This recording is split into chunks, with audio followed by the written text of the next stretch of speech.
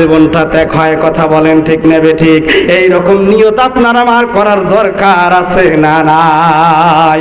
মুসলমান ভাইরা, আল্লাহ রাব্বুল আলামিন জানিয়ে দেয় সূরা তাওবা 111 নম্বর আয়াতের মধ্যে আল্লাহ রাব্বুল আলামিন জানিয়ে দেয়, ইন্নাল্লাহাশতারা মিনাল মুমিনিনা আনফুসাহুম ওয়া আমওয়ালাহুম বিআন্না লাহুমুল জান্নাহ ইউকাতিলুনা ফি সাবিলিল্লাহ ফায়াকতুলুনা ওয়া ইউকতালুন। আল্লাহ রাব্বুল আলামিন জানিয়ে দেয় মুসলমানরা সারা জীবন মার খায়। কথা বলেন ঠিক নেবে ঠিক? এই মুসলমানরা সারা জীবন হকের কথা বলতে গিয়ে কারাগারে বন্দী হয়। মুসলমানরা কোরআনের কথা বলতে গিয়ে জালেম শাসকের কারে বন্দী হয়ে যায়। অত্যাচার, জুলুম, হামলা মামলা হয়। মুসলমান ভাইরা বলেন তো, মুসলমানের জন্য যদি আল্লাহ রাব্বুল আলামিন বলে এবার মুসলমানদের বিজয়, মুসলমানরা মার দিবে, তাহলে আমাদের জানার দরকার আছে না নাই?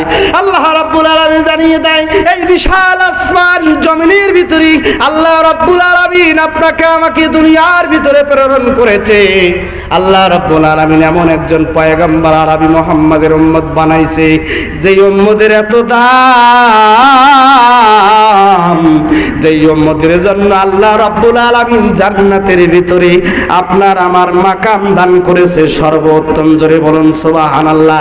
এই জান্নাতি উম্মতগুলো যদি গুনাহগার হয়ে যায়, গোমরাহ হয়ে যায়, মাজলুম হয়ে যায়, বলেন তো আল্লাহর রহমত অটোমেটিক আসবে কি আসবে না?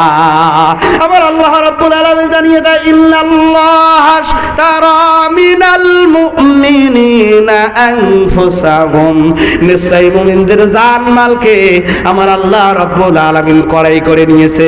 কে নিয়ে নিয়েছে বলেন তো? এত সুন্দর আয়োজন যারা করেছে, অনেক শ্রম দিয়ে দেওয়ার প্রয়োজন হয়েছে, এত সুন্দর সামিয়ানা দিয়েছে, ভাড়া দেওয়ার দরকার আছে না নাই?